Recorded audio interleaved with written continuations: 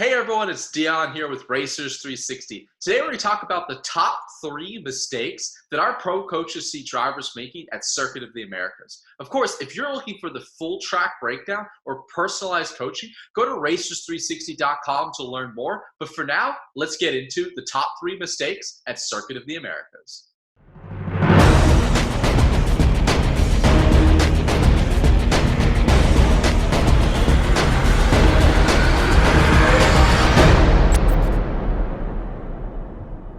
So we're on board here with Jeff in a spec E46 BMW. And really, no matter what type of car you're driving, this is going to apply to you. These 3 mistakes are very, very common, and it's going to be for anyone, any type of car, any experience level. These are going to be consistently things that we're going to look to avoid or execute on. So the first of the 3 mistakes we see, it really has to do with turn 1. What are our goals in turn 1? Well, our goals in turn 1 are to spend as much time as possible on full throttle into it and get back to full throttle as early as possible out of it. So that's what we want to focus on.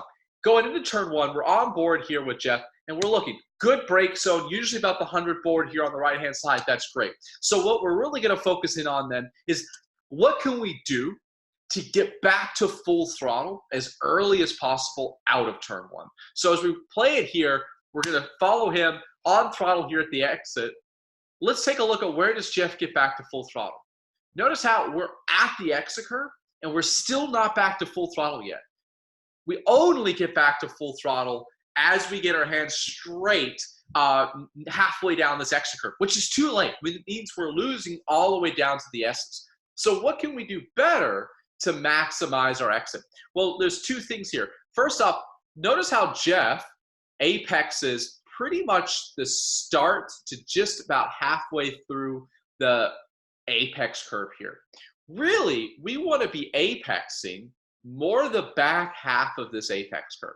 So we want a later apex than what Jeff has so that we can start to unwind the steering wheel earlier. Because we apex too early, we can't unwind the steering wheel as much as possible on the exit. We're still looking very much straight, which means we can't get back to throttle. So we need a little bit later of an apex, a little bit slower hands at our turn-in so that we can get back to full throttle more about in this vicinity versus out over here. We also like to typically avoid that apex curve. You can see it upset the car a little bit. So that's why we also couldn't get back to throttle until it was too late. So the next mistake that we often see here is going to be in the S's here.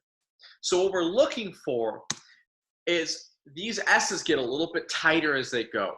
So it's really easy to drive it and attack this first S and let the car sort of just go straight towards the second apex here. But what Jeff does really well is he holds the car left. See how we hold it left, left, left until the end of this painted exit curve, or really apex curve, I should say it, before turning back to the right. And what that allows the car to do is it opens up the radius of the corner for this right-hander. Everything's going to open up. So now you can bring more speed into this right-hander and hold it right because the car angle is set up better. When you don't hold it left, you're going to be pushed more to the right, and the car angle is going to be looking even straighter, which means if you're trying to bring in more speed, you're not going to be able to hold it to the right a little bit here on exit, which then makes the last part of the S is tighter than it needs to be, which then affects your run into turn 6 in the corner that we really want to attack the entry of. The final mistake of our top 3 mistakes has to do with turn 7 and turn 8. We see a lot of drivers on the exit of turn 7 sacrificing, keeping the car left so that they can set up for turn 8. We see a lot of drivers placing the car out over here before turning back to the right for turn 8. We don't want to see that.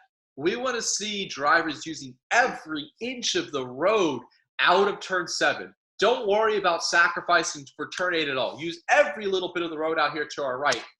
You've got a little bit of time to open it back to the left slightly. We want to end up about where Jeff ends up here, about a car width or so off the outside of the road before turning into turn 8. And what that's going to do is it allows us to bring a lot more speed into turn 8. And for turn 8, what really matters, what we're really focused on, is our exit. What can we do to get back to full throttle as early as possible out of 8 and hopefully keep that full throttle through turn 9? So by over slowing and by positioning the car out all the way to the left, it doesn't give us any advantage. We are arriving slower, which makes it harder to trail brake through turn 8. And by using all the road, by arriving faster, you can use that trail brake to end up exactly where we end up already.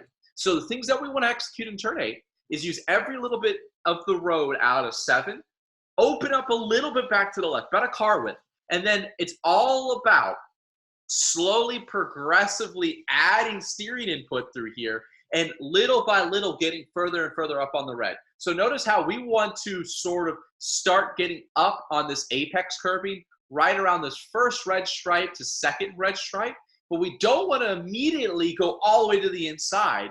It's important to slowly get more and more on the red. So see how Jeff's coming up on that painted curve, adding a little bit of wheel, starting to get closer, a little bit more, a little bit more, a little bit more, a little bit more.